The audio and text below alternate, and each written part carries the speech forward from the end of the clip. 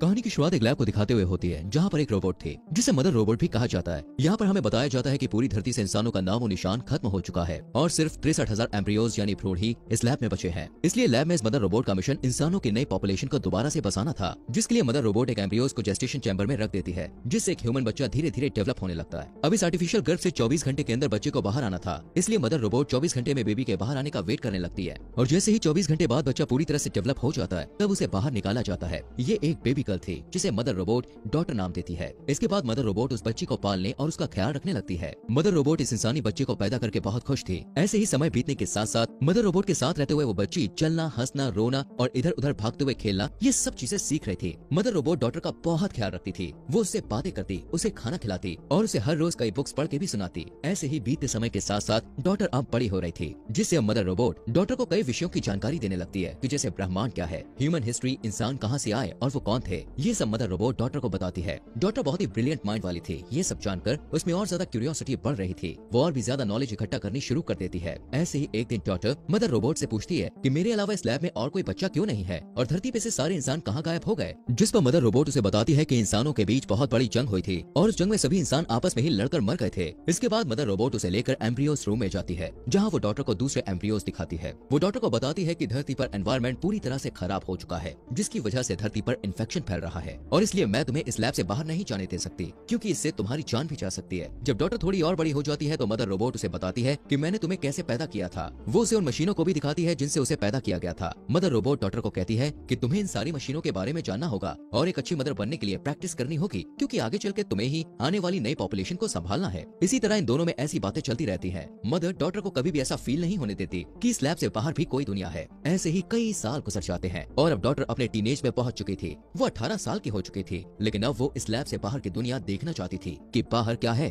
Daughter हमेशा सुबह उठकर ब्रेकफास्ट करते हुए अपने टैबलेट पर वीडियोस देखा करती थी। एक दिन मदर रोबोट के हाथ में कुछ प्रॉब्लम हो जाती है, जिसके लिए वो डॉटर के पास जाती है और डॉटर मदर रोबोट के हाथ को ठीक कर देती है। यहाँ पर मदर रोबोट देखती है कि उसने एक परफेक्ट ह्यूमन बीइंग को क्रिएट किया है। डॉटर काफी हेल्दी थी और हमेशा दूसरों की मदद करती थी। ऐसे ही समय बीतता जाता है। एक दिन डॉटर को नींद नहीं आ रही थी, इसलिए वो कुछ वीडियोस देखने लगती है। वही मदर रोबोट खुद को रिचार्ज कर रही थी कि तभी अचानक एक इंसिडेंट होता है और इलेक्ट्रिसिटी चली जाती है। डॉटर मदर रोबोट को ढूंढने जाती है और देखती है मदर रोबोट की पावर भी खत्म हो गई है। इस वजह से डॉटर इलेक्ट्रिसिटी को ठीक करने के लिए जैसे ही कंट्रोल रूम में जाती है तो वहाँ वो देखती है कि एक चूहे ने लाइट की तारों को काट दिया है, जिससे लाइट चली गई थी। चूहे को देखकर डॉटर काफी ज्यादा हैरान और खुश होती है, क्योंकि इससे पहले उसने ऐसा कुछ भी नहीं देखा था। वो उसे पकड़कर एक बोतल में बंद करके कटी हुई वायर को ठीक करती है और जब इलेक्ट्रिसिटी आती है तब डॉटर उस चूहे को देखने लग जाती है। वही मदर रोबोट पूरी तरह रिचार्ज हो जाती है। यहाँ पर डॉटर मदर रोबोट को वो चूहा दिखाती है, जिसे देखकर मदर रोबोट थोड़ा घबराई हुई कहती है कि इस चूहे के अंदर आने का मतलब है कि एयरलॉक में कुछ गड़बड़ है, जिस वजह से बाहर की प्रदूषित हवा हमारी लैब में लीक हो रही है। वो कहती है कि हो सकता है ये चूहा भी इन्फेक्टेड हो। इतना कहते हुए मदर रोबोट डॉटर के सामने ही उस चूहे को जला देती है। डॉटर को मदर रोबोट के इस बिहेवियर पर बहुत गुस्सा आता है। इसके बाद मदर रोबोट उस एयरलॉक को डिकंटामिनेट करती है और इस एरिया को क्वारंटीन कर देती है। कुछ दिन के बाद डॉटर का बर्थडे होता है और मदर रोबोट उसे गिफ्ट देती है। थोड़ी देर बाद मदर रोबोट जब खुद को रिचार्ज कर रही होती है तो डॉटर को एयरलॉक की तरफ से कुछ आवाज सुनाई देने लगती है, लेकिन जब डॉटर एयरलॉक की तरफ चेक करने जाती है तो उसे वहाँ कुछ दिखाई नहीं देता। यहाँ पर डॉटर डिसाइड करती है कि वो बाहर की दुनिया को देखने जाएगी, जिसके बाद वो एक प्रोटेक्टिंग सूट पहन लेती है कि तभी फिर से उसे कुछ आवाज आती है और जैसे ही वो उस लैब का फर्स्ट एयरलॉक खोलती है तो उसे फिर से एक औरत की मदद के चिल्लाने की आवाज आती है। यहाँ पर डॉटर एक प्रोटेक्टिंग सूट अपने पास रख लेती है और सेकंड हैच खोल देती है और देखती है कि उसके सामने एक घायल औरत है जो जख्मी हालत में डॉटर से हेल्प मांगती है। फिर डॉटर उसकी हेल्प करने के लिए उसे पहनने के लिए वो सूट देती है। उधर दूसरी साइड मदर रोबोट भी पूरी तरह रिचार्ज हो गई थी और डॉटर की तरफ ही आने लगी थी।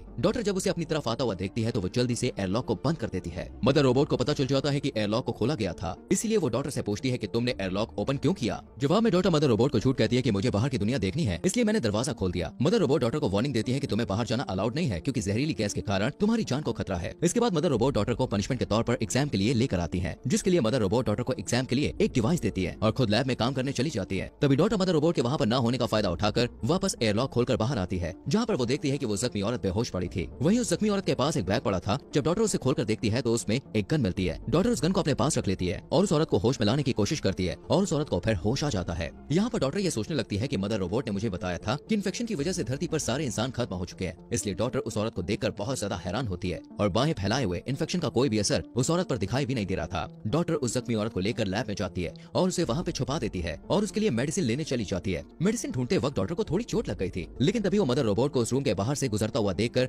छुप जाती है। वहीं वो औरत लैब में मदर रोबोट को देखकर घबरा जाती है। वो जल्दी से डॉटर को उसकी गन देने लेने को कहती है। अब डरी हुई डॉटर उसे उसकी गन वापस दे देती है। उस औरत की हरकतें देखकर डॉटर और भी ज्यादा घबरा गई थी। वही मदर रोबोट वापस एग्जाम रूम में जाती है और डॉटर को वहां ना पाकर उसे ढूंढते हुए डॉटर और उस औरत को एक साथ देख लेती है। तभी मदर रोबोट को देखकर वो औरत मदर के ऊपर गोलियां चलाना शुरू कर देती है, जिनके बाद मदर रोबोट पर कोई भी असर नहीं होता। मदर रोबोट उसे पकड़कर काफी टॉर्चर करने लगती है, लेकिन ये देखकर डॉटर मदर रोबोट को उसे मारने से रोक लेती है। टॉर्चर की वजह से उस औरत को काफी चोट पहुंची थी, इसलिए डॉटर मदर को उसकी हेल्प करने के लिए कहती है। डॉटर की बात मानकर मदर रोबोट उस औरत को छोड़ देती है और उसका ट्रीटमेंट करने के लिए उसे वहाँ से मेडिकल रूम ले जाती है। मदर रोबोट डॉटर को रूम के बाहर वेट करने को कहती है। अब यहाँ पर मदर उस औरत को ठीक करने के लिए उसे पेनिसिलिन का इंजेक्शन देने के लिए आगे बढ़ती है, पर वो औरत पेनिसिलिन इंजेक्शन लेने से मना कर देती है, जिससे मदर रोबोट वहाँ से जाने लगती है। तभी डॉटर मदर रोबोट से पूछती है कि आपने मुझे झूठ क्यों बोला कि बाहरी दुनिया में इंसान खत्म हो चुके हैं। मदर उसे बताती है कि मुझे भी कुछ समझ में नहीं आ रहा है कि बाहर दुनिया में इंसान अब तक कैसे बचे हुए हैं। इसके बाद डॉटर उस औरत के बैग को अच्छी तरह चेक करने लग जाती है, जहाँ उसे एक बुक मिलती है जिसमें बहुत सारी पिक्चर्स बनी हुई थी, जो कि डॉटर को काफी इंटरेस्टिंग लगती है। तभी डॉटर मदर के पास जाती है, जहाँ पर मदर रोबोट अपने टूटे हुए हैंड को रिपेयर कर रही थी। डॉटर उस औरत को अंदर आने देने के लिए मदर रोबोट से माफी मांगती है,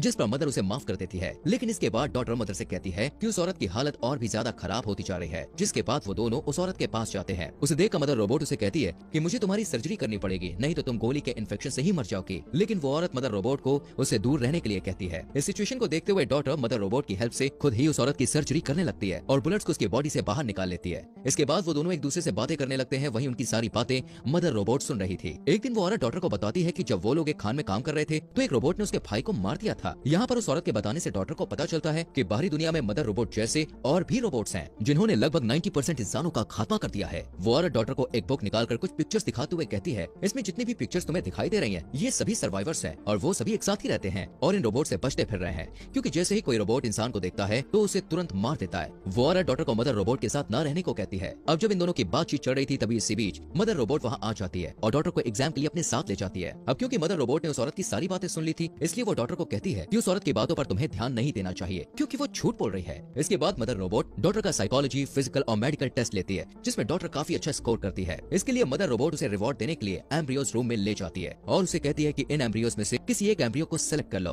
अब डॉटर को शुरू से ही अपना एक भाई चाहिए था, इसलिए वो एक मेल एम्ब्रियो को चुनती है। रात में जब मदर रोबोट रिचार्ज हो रही थी तब डॉटर मदर रोबोट के ब्रो के नाम की हेल्प से उस कैबिनेट को ओपन करती है जहाँ बुलेट्स रखी हुई थी। यहाँ पर डॉटर को पता चलता है कि मदर रोबोट उससे झूठ बोल रही है, क्योंकि मदर रोबोट ने डॉटर से पहले 3 और एम्ब्रियो से जो बच्चे पैदा किए थे वो बच्चे भी पूरी तरह से डेवलप हो चुके थे। और जैसे ही वो बच्चे बड़े हुए तो मदर रोबोट ने उनका टेस्ट लिया था, जिसमें उन बच्चों ने अच्छा स्कोर नहीं किया, जिसके लिए मदर रोबोट ने उन बच्चों को शूट करके मार डाला था। थोड़ी छानबीन करने पर डॉटर को वहाँ उन बच्चों की हड्डियां भी मिलती हैं। ये देखकर डॉटर मदर रोबोट से काफी ज्यादा निराश हो जाती है। वो पूरी तरह से अंदर से टूट चुकी थी और वहीं बैठकर रोने लगती है। वो सोचती है कि जिस मदर रोबोट ने उसका ख्याल रखा उसके लिए इंसानों की कोई वैल्यू ही नहीं है। डॉटर रोते हुए वापस उस औरत के पास जाती है और वो औरत उसे अपने साथ चलने को कहती है, लेकिन डॉटर उसके साथ जाने से मना कर देती है। डॉटर कहती है कि उसने भाई के तौर पर जिस एम्ब्रियो को चुना है वो कल बाहर आने वाला है और वो उसे छोड़कर नहीं जाना चाहती है। वो कहती है कि जब वो चैम्बर से बाहर आ जाएगा तब वो लोग उसे भी अपने साथ ले जाएंगे और बाकी एम्ब्रियोज को बचाने के लिए वापस लैब में जाएंगे। वहीं मदर रोबोट को उनकी सारी बातों का पता चल गया था। अगले दिन जब डॉटर बाहर जाने से पहले खाने पीने और जरूरी सामान को इकट्ठा कर रही होती है तभी मदर रोबोट उससे पूछती है कि ये तुम क्या कर रही हो, जिस पर डॉटर मदर रोबोट से झूठ बोलती है कि वो सारी चीजों को अपने भाई के साथ टाइम स्पेंड करने के लिए इकट्ठा कर रही है। लेकिन मदर रोबोट डॉटर को किचन में ले जाती है और उसे अगले खाने के फॉर्मूला को मिक्स करना सिखाने लगती है कि तभी वो डॉटर से कहती है कि तुम एक अच्छी बहन बन सकती हो। जिसके बाद वो किचन से बाहर आकर डॉटर को किचन में ही लॉक करके उस औरत के पास जाकर उसे कहती है कि मुझे तुम्हारी और डॉटर की सारी प्लानिंग के बारे में कल ही पता चल गया था। इतना कहते हुए वो उस औरत को काफी ज्यादा टॉर्चर करने लगती है। वहीं इसी दौरान डॉटर लिक्विड नाइट्रोजन की मदद से उस रूम के ग्लास को तोड़कर बाहर निकल जाती है। दूसरी तरफ वो औरत मौका देकर अपने वेपन से मदर रोबोट पर अटैक करती है, पर मदर रोबोट को उससे कुछ भी नहीं होता और वो उसे मारने ही वाली थी कि तभी डॉटर फायर अलार्म को एक्टिवेट कर देती है, जिससे मदर रोबोट डिस्ट्रैक्ट हो गई थी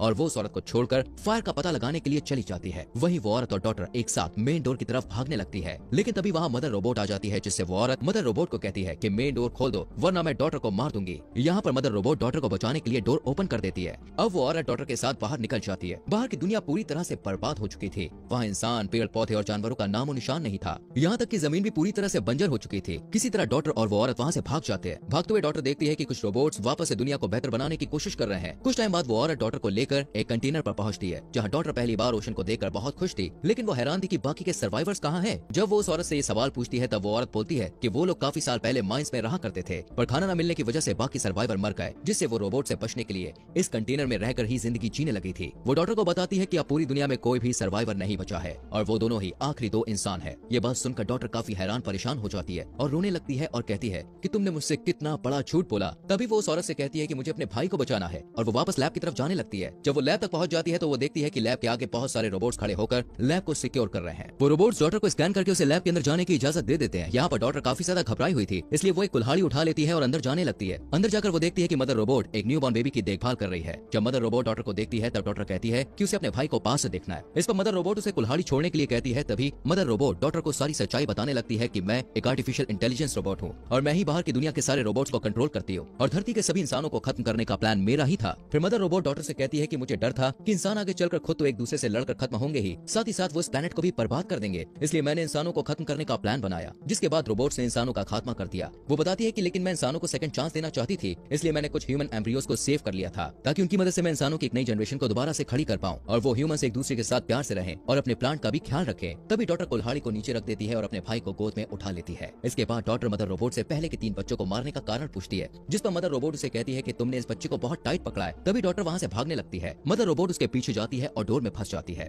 इस बीच डॉटर को एक गन मिलती है। वहीं मदर रोबोट खुद को वहाँ से छुड़ा लेती है। जब मदर रोबोट डॉटर के पास पहुंचती है तो डॉटर उसकी तरफ गन पॉइंट कर देती है। मदर रोबोट उसे 2 ऑप्शन देती है कि या तो तुम मेरे साथ रहकर अपने भाई का ध्यान रखो या फिर मुझे मार दो। मदर रोबोट उसे बताती है कि असल में मुझे एक ऐसे लीडर की तलाश थी जिसका दिमाग एकदम सुपर कंप्यूटर जैसा हो और इसीलिए मैंने तुमसे पहले जो 3 बच्चे पैदा करके बड़े किए थे उनमें तुम्हारी जैसी क्वालिटीज नहीं थी, जिस वजह से मैंने उन्हें मार डाला था। वो डॉटर को बताती है कि अब मुझे तुम मिल गई हो और तुम्हारा दिमाग लाजवाब है, इसलिए अगर आने वाली जनरेशन परफेक्ट नहीं भी होती तो तुम उन्हें लीड करके परफेक्ट बना सकती हो। मदर रोबोट उसे बताती है कि तुम अपनी जान की परवाह किए बिना अपने भाई को बचाने के लिए लैब में वापस आए, जो कि मेरा एक आखिरी एग्जाम था, क्योंकि मैं देखना चाहती थी कि तुम अपने भाई को बचाने के लिए वापस आती हो या नहीं। वो कहती है कि मेरा मिशन यहाँ पर पूरा हो चुका है और अब तुम सबकी लीडर हो। मदर रोबोट डॉटर से कहती है कि अब तुम चाहें तो मुझे मार सकती हो, जिसके बाद डॉटर उसे शूट कर देती है। अब डॉटर ही उन सारे बचे हुए एम्ब्रियोज के लिए मदर थी और उसे ही सारे एम्ब्रियोज को डेवलप करने के बाद उन सारे ह्यूमंस को लीड करना था। वहीं एक रोबोट उस औरत के पास पहुंचकर उसे कहता है कि अब उसका पर्पस पूरा हो चुका है, जिसके बाद वो उस औरत को मार देता है। इससे हमें ये पता चलता है दोस्तों कि वो औरत इसलिए जिंदा थी क्योंकि मदर रोबोट ने उसे इस